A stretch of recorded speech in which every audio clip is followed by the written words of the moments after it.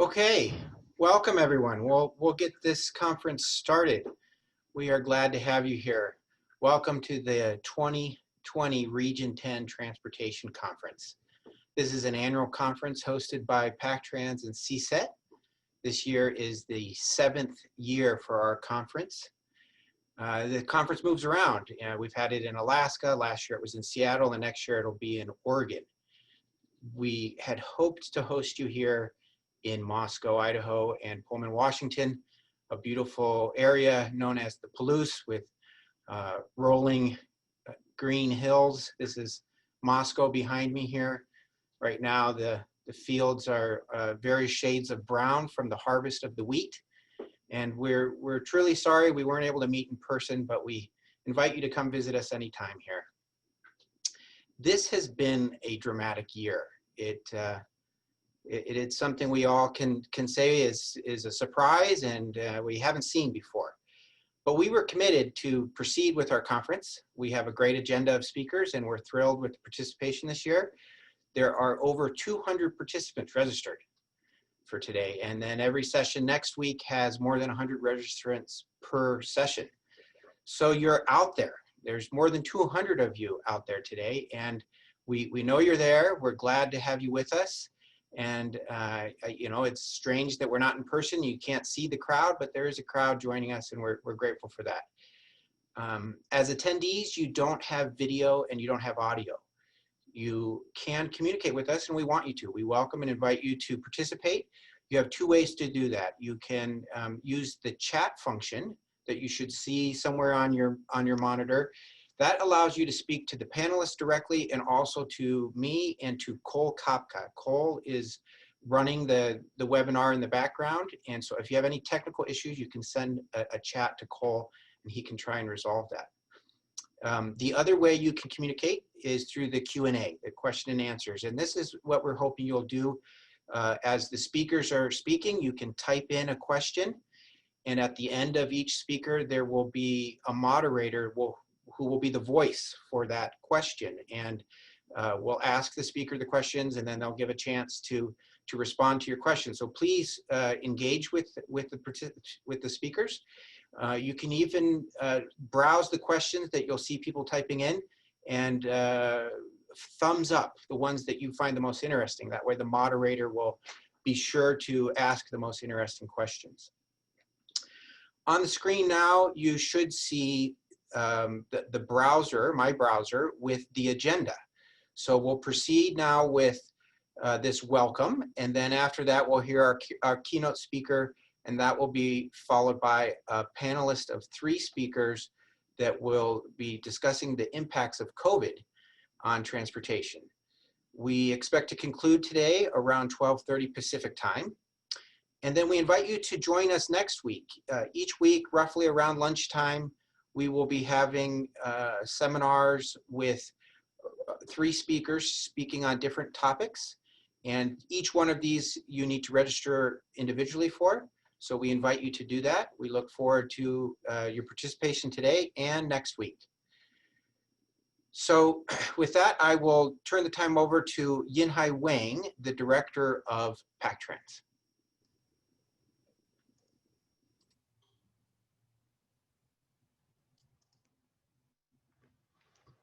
Thank you, Mike. Good morning, everybody. Welcome to the 2020 PacTrans CSET Region 10 Transportation Conference. I wish I were hosting you on the beautiful campus of the University of Idaho now. Due to the pandemic, as you all know, we have to move this conference online. I know our conference organization committee and the local transportation professionals invested lots of efforts to ensure the success of this conference. Their efforts are highly appreciated. With your great support and care, PacTrans continued its outstanding track record over the past year as the region's research engine, applied technology showcase, workforce development base, education leader, information center, and collaboration platform. Here, I will just use the valuable time to share 2 example efforts over the past year that are unique. Perhaps the most impactful influence of the past year was the onset of the COVID-19 pandemic. With the input of our board of directors, our advisory board, and the hard work of our center staff, PacTrans efficaciously adapted to this unprecedented situation and made efforts to understand and address the impacts of COVID-19. So PacTrans made a special call for research proposals to address early questions as well as to collect perishable data revolving around the pandemic. Also, PacTrans organized several webinars to help online teaching and adapting to the new work and study environments. It is also exciting to report that we have made remarkable progress toward establishing the PacTrans Workforce Development Institute. After several years of effort, the PacTrans Workforce Development Institute is ready to be launched by the end of this year. This institute is critical in addressing the transportation workforce challenges in the Pacific Northwest by providing short-term training courses. I know PacTrans' success is largely due to your support. I hope you will continue your support and help us make every event, including this conference, successful. Thank you and enjoy your conference. Now I'd like to introduce our next speaker, Billy Conner. Billy worked for Alaska DOT and Public Facilities for 30 years. Now he's the director of Center for Transportation Safety in Alaska. So Billy, welcome. Thank you, Yinhai, and welcome to all of you who are out there in the virtual world to the conference that we're just beginning. I wish we could all get together because one of the most important parts of a conference like this is that one-on-one dialogue that we have in the hallways and in our breaks. But unfortunately, that's not available to us, so we have to do the best we can. Please, I encourage all of you to take advantage of the opportunity to learn, use the chat boxes and ask questions and stay engaged to the greatest extent possible. And hopefully we will make the best. I really appreciate the efforts that our organizing committee has gone through. They started out with all of the intentions of having a face-to-face conference down in Idaho. And I can certainly say for myself, I'd really rather be there right now because it's about 4 below zero up here in Fairbanks. Warm weather is always welcome to those of us in Alaska. But unfortunately, that's not the case. And so the organizing committee then had to shift gears and put on a virtual conference. My thanks to them for their heroic efforts in making all of this happen. But you know, the pandemic has certainly impacted all of us, our abilities to do our research. With CSET, since we're dealing with rural communities, especially in Hawaii and Alaska, many of those communities basically do not allow outsiders in because they don't have the medical facilities to handle the pandemic, and so they've basically isolated themselves to the extent that they can. So that has certainly had an impact on our work, our workforce development out in those areas, as well as our ability to do our research. But we will move forward, and we will certainly get the work that we need to get done within the CSET community.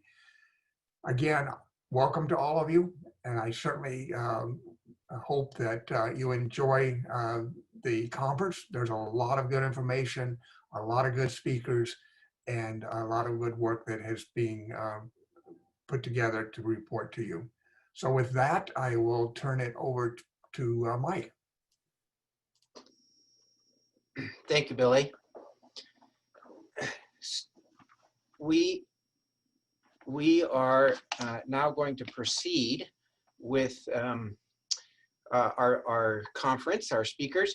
Each year at the conference, we invite an elected official to say a few words. And this year we have our very own Senator David Nelson, who actually lives locally here in Moscow. David Nelson is a fourth generation Idahoan. He grew up in Genesee, a town nearby Moscow. He grew up on a wheat ranch. Graduated from the University of Idaho.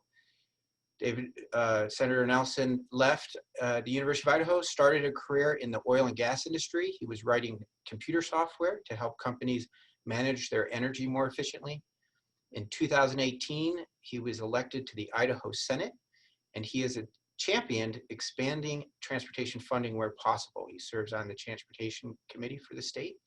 In 2020, he partnered with Senator Burt Brackett to amend a bill to dedicate funds specifically for bridges on our local road system. And it has been estimated that $450 million is needed for repair and replacement costs for our bridges. So all of us here in Idaho thank Senator Nelson for his efforts to secure those funds. We now turn the time over to Senator Nelson to say a few words. Senator Nelson.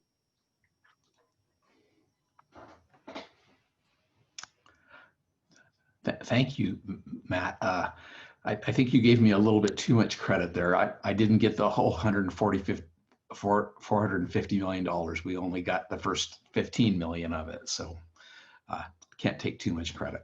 So on behalf of the state of Idaho, I want to welcome all of you to the 2020 Region 10 Transportation Conference.